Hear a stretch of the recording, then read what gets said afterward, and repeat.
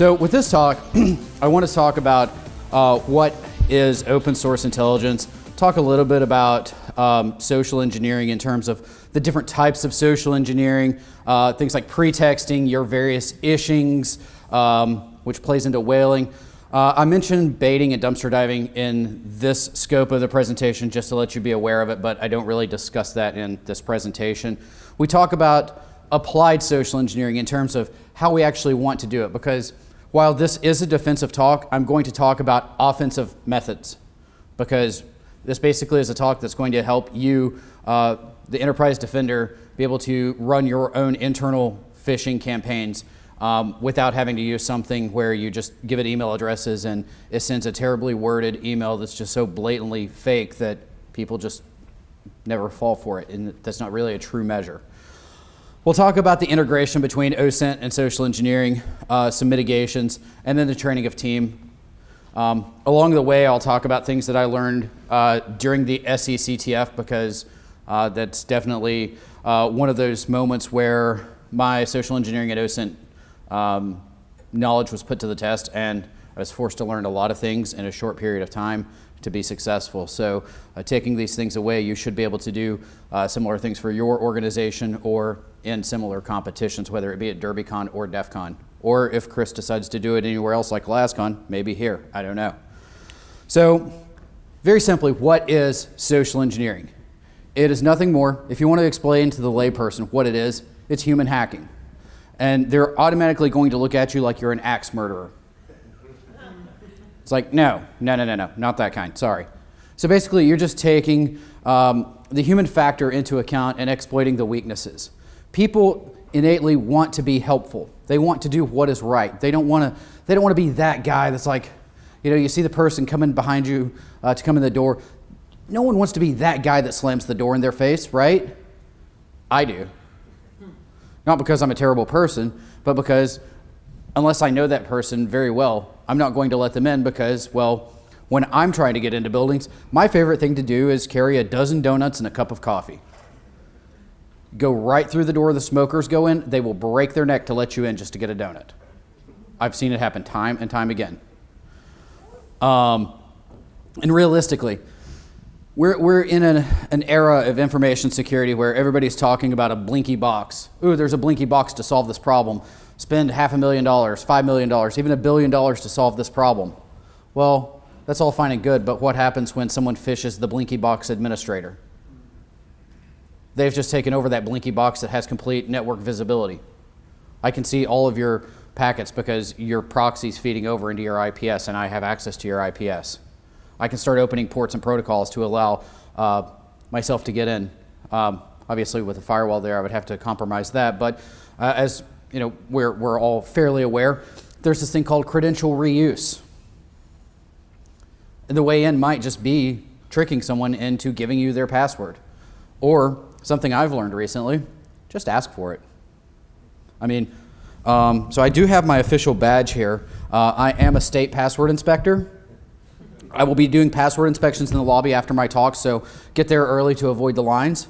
I did it this last weekend at SkyDogCon, and the line was just unbelievable. There was also a buffet going on at the same time, but it was a really good line. I've got these 3 books up on the screen because if you want to learn more about it, these are what I would consider the seminal works of social engineering. Of course, we have the Christopher Hadnagy book. We can't talk social engineering without Kevin Mitnick. And then something that Chris leverages a lot would be the principles of persuasion, which is a concept brought about by Dr. Robert Cialdini in the book Influence.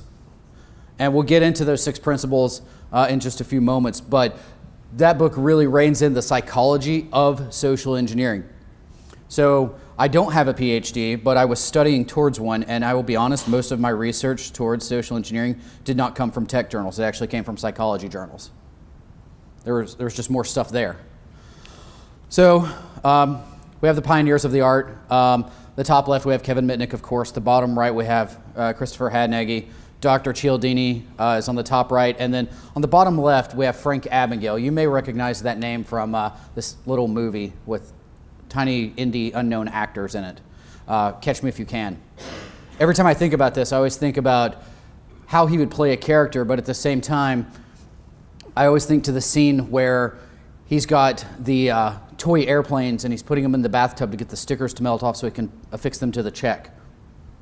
So while it's not necessarily social engineering, it's the same concept. You're getting in the mind of something, you're impersonating something, and that is definitely a relevant concept. And he's talked quite a bit about social engineering and open source intelligence concepts in his other books like Stealing Your Life, which is also a good read.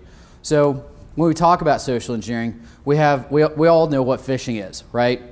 Spear phishing just being an ultra-targeted phishing attack. You could be targeting a person, you could be targeting an organization, but it's still spear phishing because you're honing in. You have the whaling. That's one of my personal favorites, to be honest, and that's just going for the senior executives. I find that it's highly effective for the reason that the executives have this preconceived notion that because you're able to get in contact with them, you've already been vetted. They have a certain level of trust. So they're willing to click whatever. You give them a convincing story, always. Vishing, it's voice. Smishing is via text. Baiting, that's something like dropping USBs with a little something extra on it. Dumpster diving, I think that goes without explanation. And tailgating, that's just weaseling your way in the door. Why do I have Daniel Day-Lewis on the screen? Well, it's simple. He's a method actor. He's all about impersonation. I didn't know this until I was researching for this presentation, but he actually didn't bathe for 3 months while they were filming The Crucible because that was the cultural norm during that period.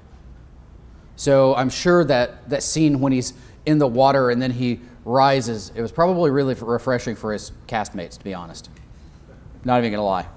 I actually lived in Richmond, Virginia when he was filming Lincoln, and all the local restaurants have signs up, to my knowledge, to this day saying, Lincoln dined here, because he never got out of character. He was always dressed as Abraham Lincoln. That's taking it to an extreme.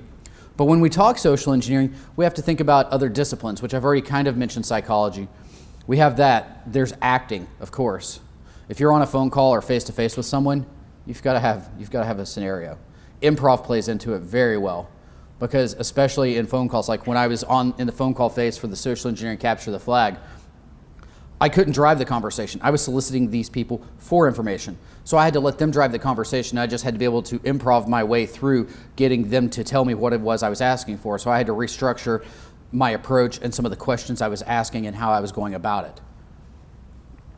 So definitely take those into account. If you want to go the academic route, you could take all the psychology classes you could, as well as acting and improv. Public speaking probably wouldn't be a bad one either. So diving into the psychology. So here's those 6 principles I mentioned. If we really want to dive into that, think about the last time you bought a used car. My favorite scenario. Oh, this guy, he was just here. He really wanted to buy that car. He left to go to the bank to try to get financing for it. But I'll tell you what, if you can get the financing stuff done before he gets back, it's yours. That would be principle number 6, scarcity. Hey, I'm committed to you. I'm always looking out for someone. Oh, you're a veteran, so am I. I always do the best things for veterans. Well, that's commitment. Or, you know, my manager said, I can't knock any more than $500 off of the cost of this car. I mean, I really want to, but at the same time, you know, we've got to make a profit, and, you know, we got to put food on the table too. You know, my kids got to eat.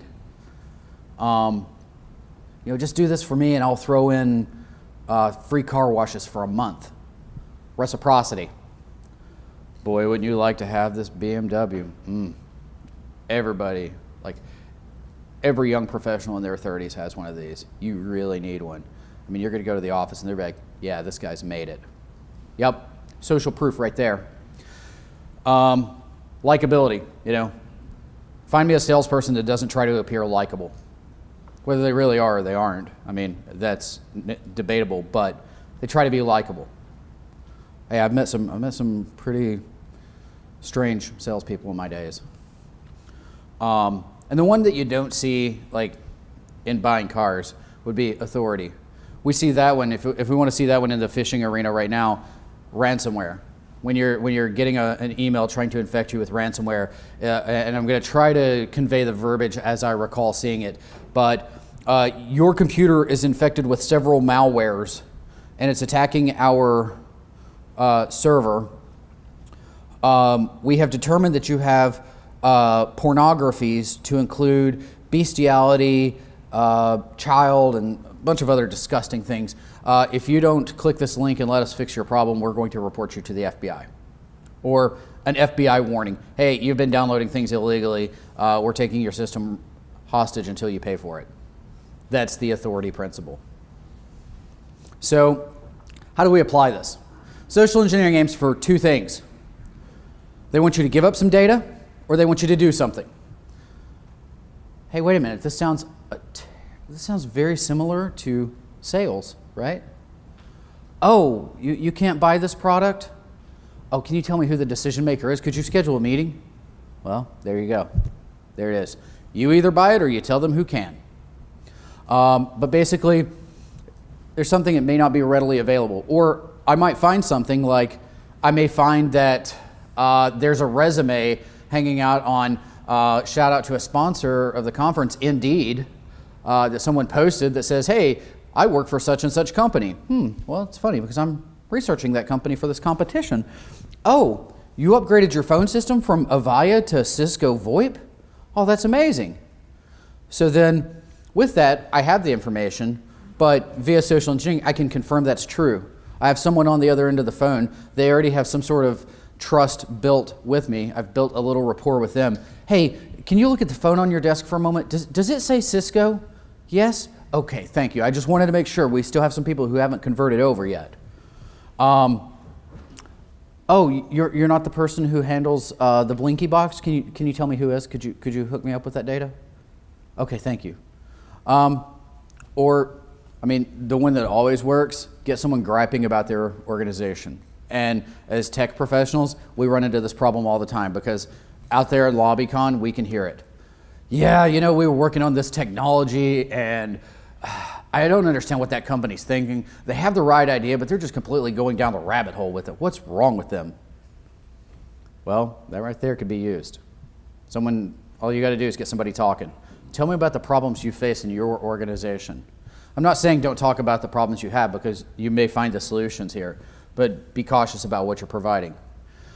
And then, of course, we know the actions. Make a change to a firewall, open an email, open an attachment, click a link, you know, your standard fare, right? So OSINT, where do we get OSINT? Everywhere. I'll tell you, this is something that actually happened after I created these slides. I was having dinner this last Sunday at a restaurant in Knoxville. There was a lady behind me. She's what I call an oversharer. You know those wind-up teeth that just sit there and chatter?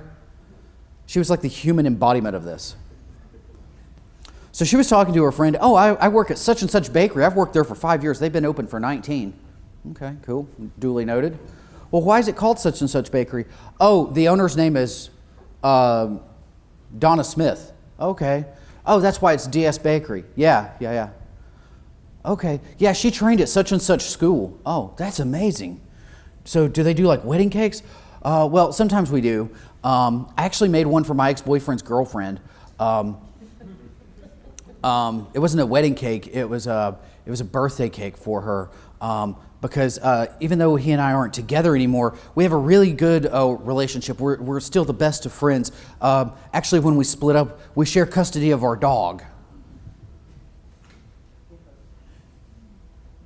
How do I keep from turning around and looking at this and being like, you're stupid? Anyway, so she keeps going. So at this point, I know where she works. I know that she's all about some bakery. She's got a dog. Her dog is too good to have the name Leaf. His name is Leif. Yes. So then the woman's like, well, what does such and such think about it? That's her new boyfriend. Interesting. She's like, oh, he's totally fine with it. You know, he's best friends with Leif. They go to the park and play Frisbee all the time. It's like, who throws the Frisbee, him or Leif? Interesting. Anyway, so I get back home and my spidey senses are tingling and I'm like, I want to see what I can find out about this person. Based on this interaction alone, here's what I was able to do. I went to the bakery's Facebook page. I looked for pictures to see if this woman, she had a very distinct haircut. in my opinion, it's not necessarily a positive thing to say it this way, but I'm sure it's a very trendy haircut. I couldn't have missed it. No pictures. All right. Well, let's do a Facebook search and see who works at this bakery. Nope, nothing's coming up. No one's admitting, except for a couple of people, and more on them in a bit. So I start reading through the reviews. 4.5 years ago, she gave that bakery a 5-star review. Buzzinga. So I got to looking. Well, there's Leif. He's just as ugly as he sounds. Ooh, there's Jeff. What's Jeff do? Oh, Jeff's a comedian. That's hilarious. Let's see here. Look through the friends list. Oh, there's Dustin. That's the ex. Oh, there's Leif in a picture with him. All right, let's be a little bit sneakier. Well, because I had her name, I knew she had a dog. I knew where she was located in Tennessee. And she had done a few check-ins. I was able to do a little triangulation. Well, next thing you know, I'm on Google Street View looking at the front door of her house. It was a craftsman house in a gentrified part of Knoxville. Shouldn't be much of a surprise. But I could have went further, but I stopped right there. I just wanted to prove the point. And I'm actually currently working on sanitizing a lot of this information, like blurring out pictures, changing names, and stuff like that. And there's going to be a blog post about it. I don't know when and where, but that's the in-person example. We can also get this stuff from the internet. So I got a few leads in person, but I went to the internet for it. Social media, I mean, that's the gold mine. During the SCCTF, one of the flags is, what kind of badge did they use? I found an employee of this company that had a picture of his new and old badge on his Facebook page publicly. Complaining about, I was such a happy guy when I first started here, now I look like I'm going to murder people. Yeah. Oh, there's the company name in it too, thanks. I really needed that. Mass media. Press releases, those are always a fun place because companies always like to brag about what they're doing and they always spin things a little bit. It's just the nature of the beast. Specialized journals, conference proceedings. If I worked for a company that was doing new and innovative things or we had encountered some problem and I was giving a talk about it, YouTube would be the place to find it. You can find out what technologies companies use. I hate to say this, and this is kind of contradictory to the whole conference idea, but you can watch videos of that company's employees and see what they're talking about. They may be using a work computer, they may not be. I'll tell you straight up, I'm not using a work computer, so anything you see here, you can't use it against Sword and Shield. You're gonna have to do your own research, sorry. But you can find that kind of stuff out. Geospatial information, it's always fun. Google Maps, it's always your friend. Two of the other flags for the SCCTF, who do they use for shipping and delivery? Well, there was a big boxy brown truck on Google Maps when I was looking at this company's street view. Well, how many shipping and receiving companies do we know that use big boxy brown trucks? Yeah, it's UPS. At one of their other sites, there was a dumpster. Google usually does a good job about censoring this data out. They didn't completely get the entire logo out, so I was able to recreate that and figure out which company it was based on trash companies in that area. And then that leads to photos as well. With that, there's metadata within photos. You can see things that are happening in the background. You can potentially track things down. Like for example, you might get the latitude and longitude of the picture, and then from there, like Josh Huff did at DerbyCon 2016, he was able to determine based on the reflection in this picture, this is a Dodge Durango from 2006 to 2011, it's gray in color, it was in this geographic area. Further research, had he went that far, could have told him, hey, it's one of these three families. This family was in the Caribbean, so it wasn't them, so it's one of these two people. You could find out exactly who took that photo without even knowing, just from a little research. And speaking of Facebook, this is a good way to gather OSINT. And seeing as I was on a submarine for 7 years, I find this slide to be incredibly ironic, but it is definitely how we're doing it. In this day and age, we're viewing the world through the lens of Facebook and refusing to open the door to the real world, right? And that's just the nature of the beast. Bless you very much. So where can we get it? Public conversations. I've already talked about that. Bars, malls, restaurants. I mean, you could go to 6th Street here any given week or day of the world and find out more than you ever needed to know about, more people than you ever wanted to know about. You get a little bit of alcohol in them and they're willing to just tell you everything. Family and friends. Who in this room does not have a Facebook account? Never had one. Okay? Siblings, parents, children, close friends.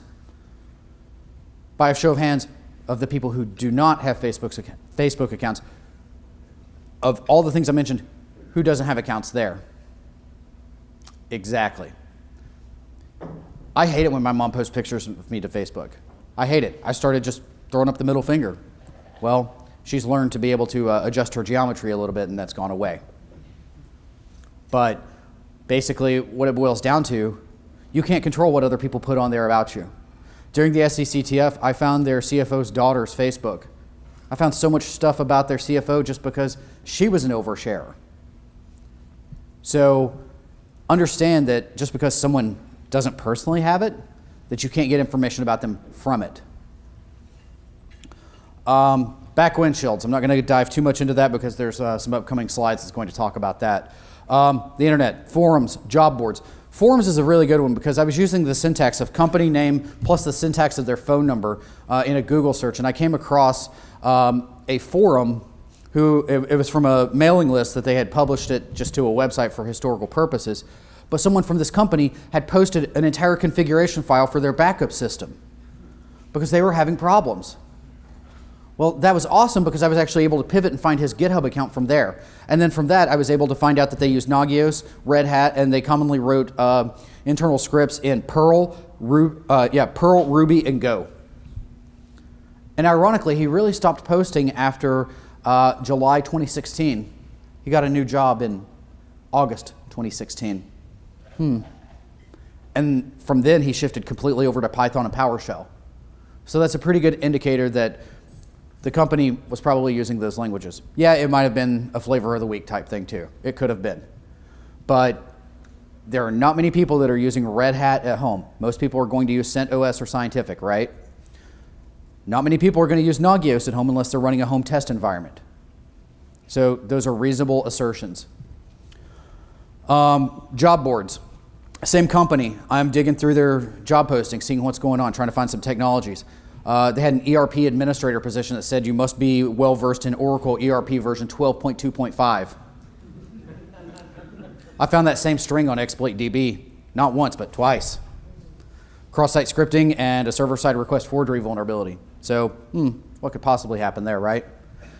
So when we talk about the goals of OSINT, I've rehearsed this phrase, so just bear with me a moment. We have to collect all the dirt. I had to work on that one for a while. That's a tongue twister. But we want to collect all the data, right? But we don't want to be like the South Park underwear gnomes, right? Because their philosophy is step 1, collect the underpants. Step 2, step 3, profit. So let's apply this to OSINT for a second. Step 1, collect the OSINT. Step 2, step 3, weaponization. What is step 2? Or really, is weaponization step 2? That could be the case. How are you going to retain this? And we'll talk about that in a moment as well. So when we talk about back windshields, I can't count the number of car accidents I've nearly been into trying to get these pictures. It never fails. Every time I see a car with these, I have to try to snap a picture. But what can we infer from this? Dad may work out. Dad may like to make people think he works out. Dad probably has a dad bod. You can probably catch Dad in the gym either right before or right after work. So one of the 2 5s, AM or PM. Mom, she's a teacher. Okay, we know her work schedule. That's pretty easy. John, he looks old enough to play competitive sports. It's probably competitive soccer. He probably practices 3 to 5 days a week during season. Neil, he's a skateboarder. A pair of Airwalks or DC shoes and a Thrasher shirt, you've got rapport with him. Introduce him to something like the Misfits or the Descendants. I guarantee he's probably never heard of them. Jessica and the dogs are the curveballs for me in this one. I can't ascertain based on the size of the Jessica stick figure her age. Jessica could be in high school and Neil and John may be in college. I don't know. You can't tell. Beaker and Ruby, they're dogs. They're going to bark. So if you think of this from the perspective of you're doing OSINT to try to break into someone's home, You're not going to do it during spring break. Mom's a teacher. They may be on vacation though. Check their social media. But during a school day would probably be an ideal time. Maybe right after school, but you never know. So here's another one. This is from Eastern Tennessee. So it's a Navy dad. They seem to be very fertile. I'm not sure why they went in that order with their stickers, because usually, the parents go first, but I don't know. And they seem to be rugged adventurers and athletes doing Ironman and half Ironman. So if you want to fish them based on this, look for an upcoming Ironman event near this geographic region and send them a coupon code, because who doesn't like coupon codes? I like coupon codes, not really, but I like to use them. They work very well. So that's just one way to get them. This family here, I don't think we're going to get much data off of them. I don't think I'd want to break into their house either, because I don't feel like being eaten by a T-Rex. So when we talk about social engineering and timing, social engineering and OSINT, we have to talk about timing. And we can't talk about timing without mentioning Flava Flav, right? Because we got the time. I mean, we could also talk like Salvador Dali and his melting clocks artwork, but sometimes you don't have to go at 1,000 miles an hour. There was a term that we used in the Navy, and that is slow is fast. And that don't mean go with the rate of turtles racing in peanut butter in January. It means take your time, be meticulous, be very methodical and very precise in what you're doing, but don't rush. Because when you're dealing with social engineering and OSINT, there's a good chance you're going to find something right as you're about to finish that's going to make you restart the entire process. When we put it into the context of like a sim, it's just like event correlation, right? You have an event in the sim, it's doing its thing. Oh, a similar event just happened. It's going to fire this rule. We're going to start doing correlation. Same concept. So take your time, work through it. If you're doing it as a pen tester, even though this is not a pen tester talk, I understand you're going to have a certain amount of hours to spend on this, or this is going to be part of the actual pen test or the social engineering engagement. You're going to have parameters to operate under, and that's fine. But bear in mind that you can be more efficient than just going and manually looking for things. Script some Google searches, use your tools like ReconNG, Datasploit, Spiderfoot, Maltego if you like it. If you can get your hands on it and you're not dealing with a large organization, Foca is always a good one as well. But take your time, do it right. So let's talk about the relationship. So basically, with social engineering, you're exploiting the human element. With OSINT, you're collecting information because of a human factor. That human factor being people just generally overshare things without being solicited to do so. Or when they log into Facebook and Facebook says, oh, how was your day? They will legitimately answer. No, it's not the right answer. But better OSINT means better phishing. And how does this stack to a talk for enterprise defenders about using phishing? Well, it's simple. As a company, you go to reduce your OSINT footprint. You run OSINT against your own company. You find the things that's out there. I recommend going and downloading the flags used for the SCCTF and look for each one of them. Have your employees do the SCCTF, or at least the OSINT portion. See what they can find about it. It'll work, because you'll find things like, hey, maybe we shouldn't be bragging that we use semantic antivirus. Maybe we shouldn't. Maybe we should talk to the CEO about that picture he has on LinkedIn that has his badge on it. Something to that effect. LinkedIn's a great place for badges, and everybody's the director of something there. Always. Or they're the chief something. They're the chief director of everything. There we go. But having the better OSINT, that's going to give you a better basis to be able to communicate with someone. So, like for example, through my OSINT, I found out that a lot of people that worked at my Target liked craft beer. My phone call was at the end of the day on a Friday, so the lady answers. I was like, happy Friday, how's it going? Oh, I can't complain. What time do you get out of here? 4:30? Oh, so you work like 7:30 to 4:30. Your schedule is one of the flags. Yeah. I'll tell you, I can't wait to get out of here and drink some craft beer.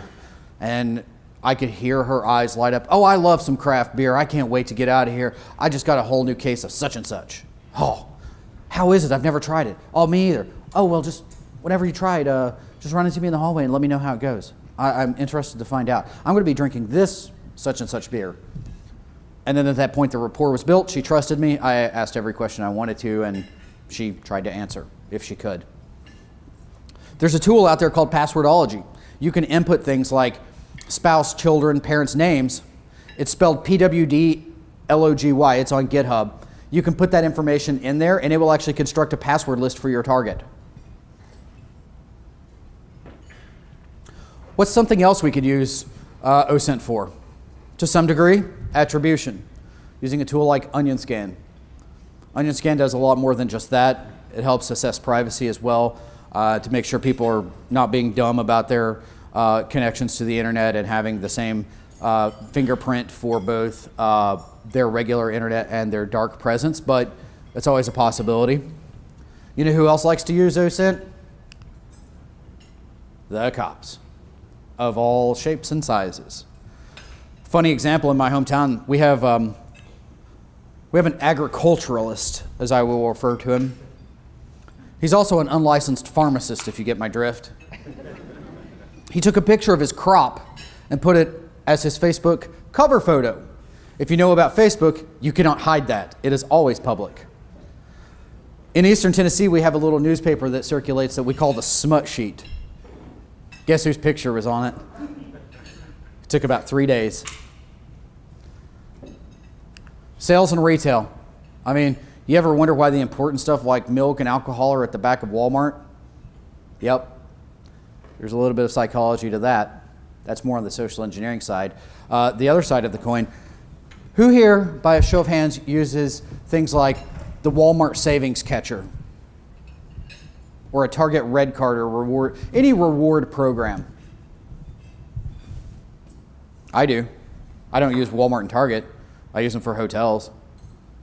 Airfare, I mean, yeah, they're going to collect the data. That's a calculated risk that I'm willing to take. But keep in mind that companies do that, right? Like, for example, Urban Outfitters got in trouble because they were asking for zip codes and they started sending people paper mail after they had been shopping there. How did they get it? Well, OSINT.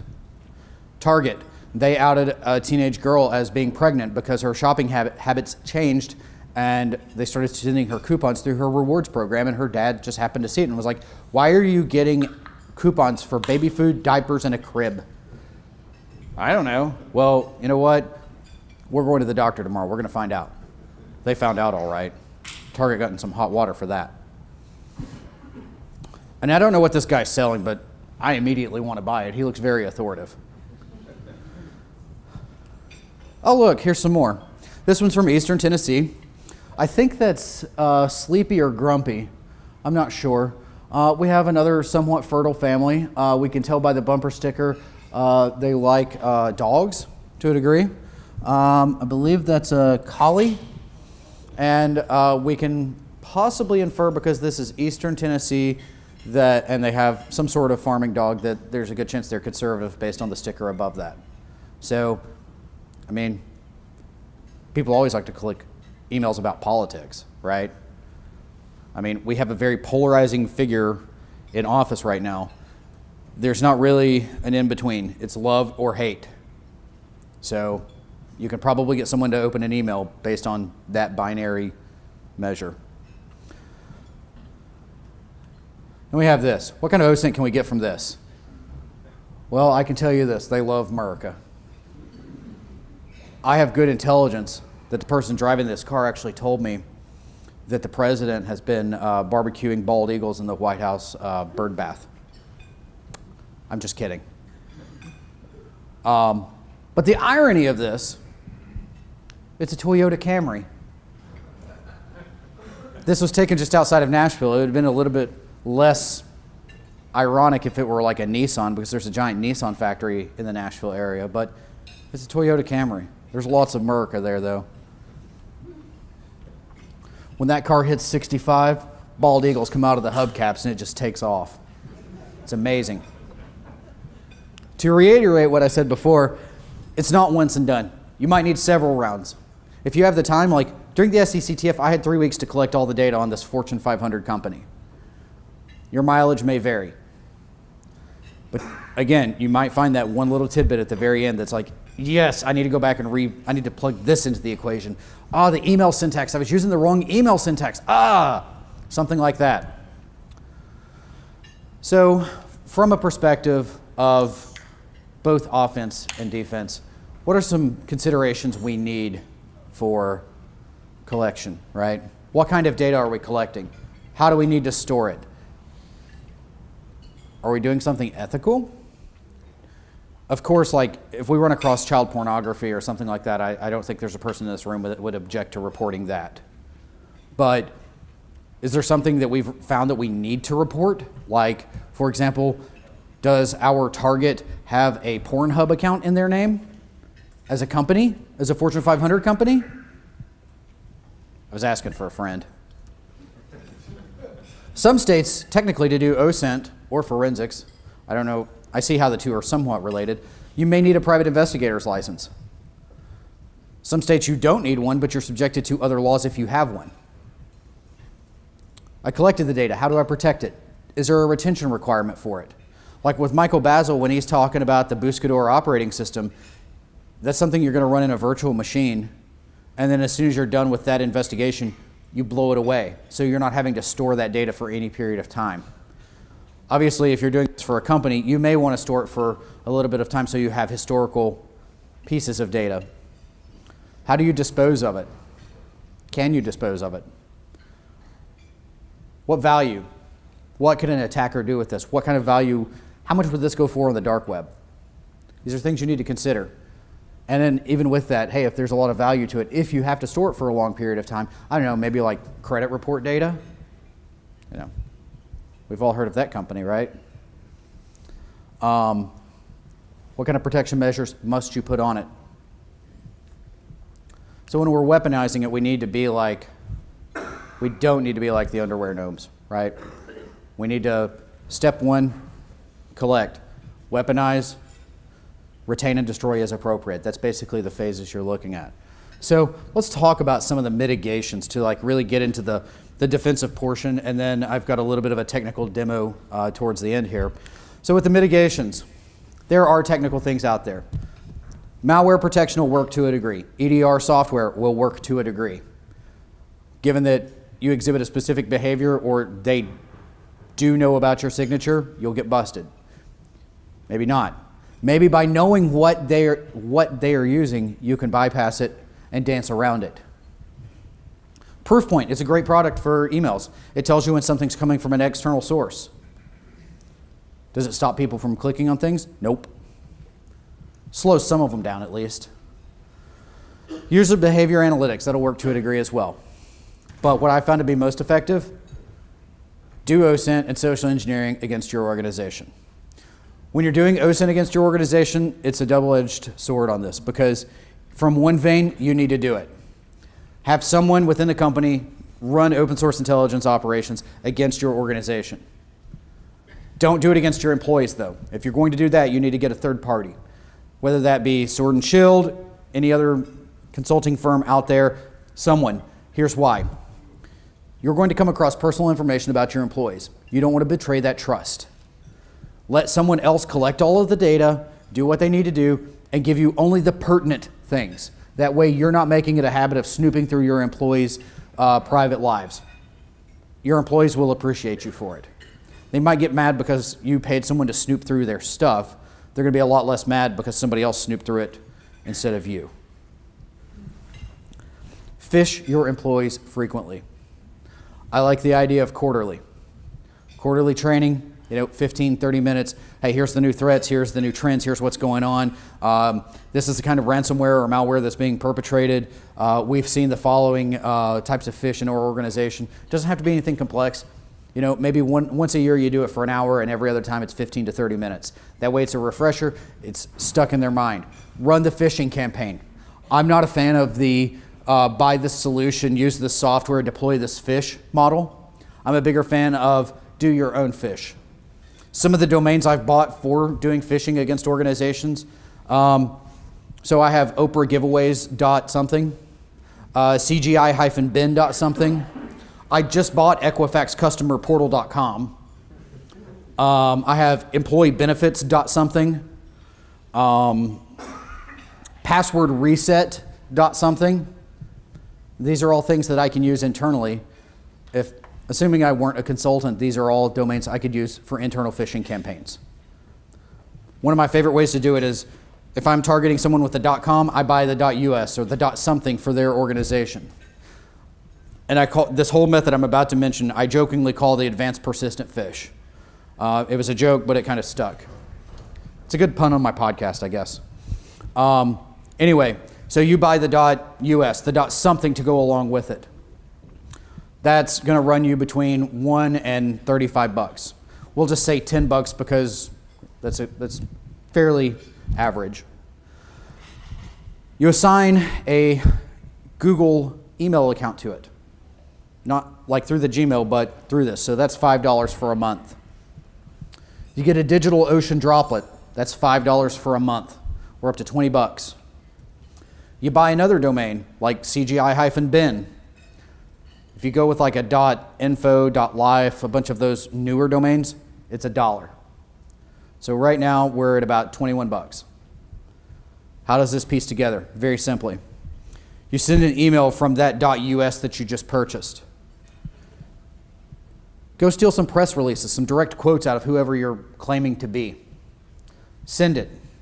Give them a link. Send them to the website you're hosting at that other domain on the DigitalOcean droplet. You can use Let's Encrypt. So now it's HTTPS. So you can't just say, oh, if it's HTTPS, you're fine. That doesn't work anymore. I use Let's Encrypt for this every time. I like to clone websites, things like SurveyMonkey. Everybody likes to take surveys, right? You put it there, you slap the company logo on it, you prompt for a username and password. I will say that in my experience, the average right now for people falling victim is about 13%. The last time I ran that, I was at 36%. Because everything was worded correctly. Although I do script an infinite loop in the final page. When I say this survey has closed, it's an infinite loop. Because I want the user to eventually report. It's going to loop, it's going to look like the screen is vibrating and they're going to be like, something is wrong. I want them to report. So, there's always imperfections here. And honestly, I don't really check my spelling when I'm doing these things either because, well, the attackers don't. But if you really want to go that hardcore, you can. And I mean, you can do that and it's going to cost you less than something like Phish Me or Sans Securing the Human or something like that. It's going to be more personalized and you can gear it to your organization. Other things you might want to consider. I like flavors of the month. Like right now, we're in October, about to go into November. What does that mean in the workplace? Open enrollment. People are expecting those emails right now. Oprah loves to give away things in November and December. People always want those W-2s in January. They always want to know who their admirer is in February. They always need a reminder to file their taxes in April.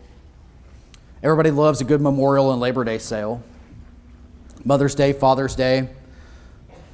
I mean, there's always Halloween, various holidays. But just think about what's going on in the world at the time you're doing it. Something like, for example, Season 7, Episode 1 of The Walking Dead. We know that was a pretty gruesome episode. You could have easily phished an organization saying, find out who Negan kills here, click here. People would have clicked it left and right. And then if you really wanted to be fun, you could have rickrolled them too. But you can have other mitigations, policy and procedure, general awareness, acceptable use, personal devices. I sent a phishing email to a C-level of a financial institution. He wasn't supposed to click it. He clicked it 15 times on his computer, then opened it on his phone and clicked it 5 more. Then emailed me back and said, hey, that link doesn't work. Can you send a file? So he got a macro-enabled Word doc. Hey, that file doesn't look right. Can you take a look at it and send it to me? Oh, sure. The next time it was an executable with the PowerPoint, with the Excel icon that may have had a little bit of something in it, and he may have had a local admin that allowed some privask. Oops. Standards of conduct, general awareness, of course. Train them. Train them about insider threat. Insider threat, it's active or it's passive, right? An untrained user is a passive insider threat. Talk about activities, things that people are looking for online. Have it recurring, easy to digest, keep it in the forefront of their mind. Make sure you have management commitment. Use that principle of persuasion. Don't use authority where management's going to beat someone over the head. Show that your senior management is committed to this.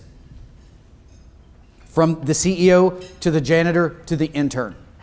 Everyone has to be committed. Role-based training, HR, PR, accounting. HR and accounting specifically, they actually are expected to open attachments sent to them via email. Define who they need to report things to, how to report it, what actions to take. If they click a phish, do you want them to turn the computer off, unplug it from the wall, unplug it from the network, reboot it, lock it, nothing? What? Someone working in HR, they're not a security professional. Don't expect them to be. Don't expect them to make security decisions. Make the decision for them, define it, and train on it. Let them tell you, hey, I'm sorry, I got this email, I opened it, I clicked this, apparently it was a phish. I followed all the steps that you said, tell me what to do next. Thank you. You've just tremendously enhanced our ability for incident response. Tremendously. I now know that I can make a rule and segment that system from the rest of the network, so if it has ransomware, I can mitigate the spread of the ransomware. Something can be done. Don't punish people who click on things. It's human nature. There are some really good fish out there. If people think they're going to get punished, they're not going to report. Gamify things. Make it a game for them to report things. If you offer something as simple as a free cup of coffee once a month to someone who meets some metric dealing with this, make a game out of it. They will rat out their own children, their own spouse, their own mother. Be careful though, Wells Fargo saw how that blew up in their face. So I'm going to do a very, very quick demo here.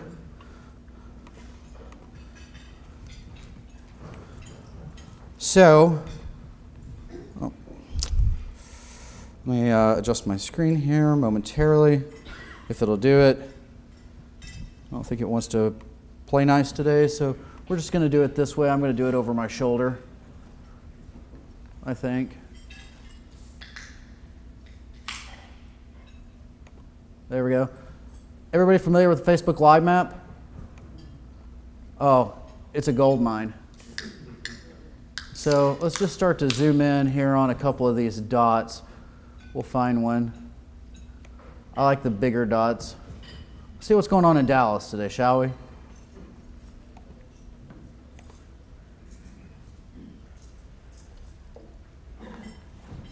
Some media, okay. I don't like media. I honestly like to target makeup tutorials. Speaking of which,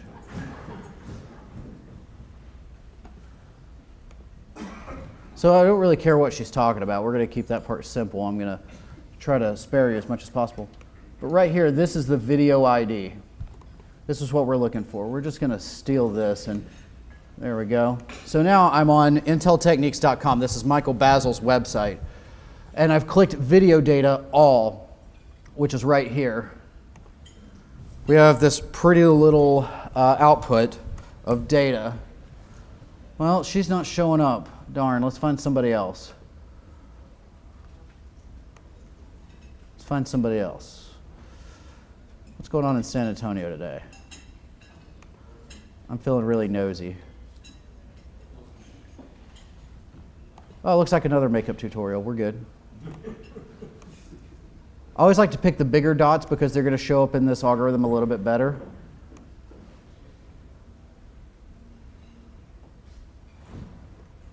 Apparently there's a group called Creep Catchers UK if anybody's interested in hunting perverts. No, we don't want translation.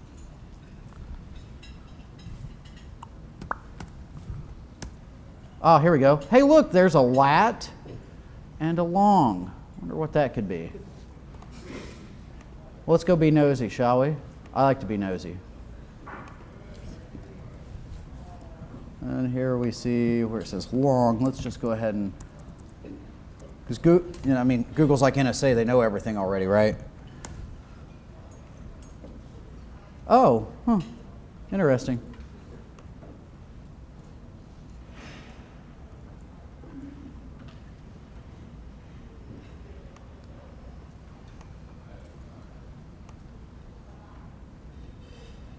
Ahoy there. I'm going to assume that she's probably in this building. But with GPS, she could be in wherever my cursor is. She could be right here. She could be right here. There's several places. But if we wanted to track someone down, we could do that.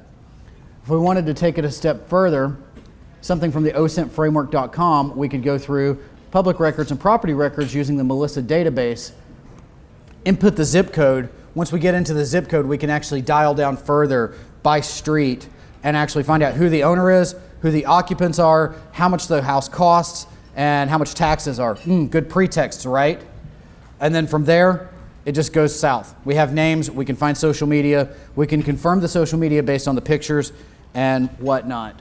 And let me go ahead and work through the remainder of the presentation, and we'll break for lunch. So if you want to contact me, here's my social media platforms and contact information. So advancedpersistentsecurity.net.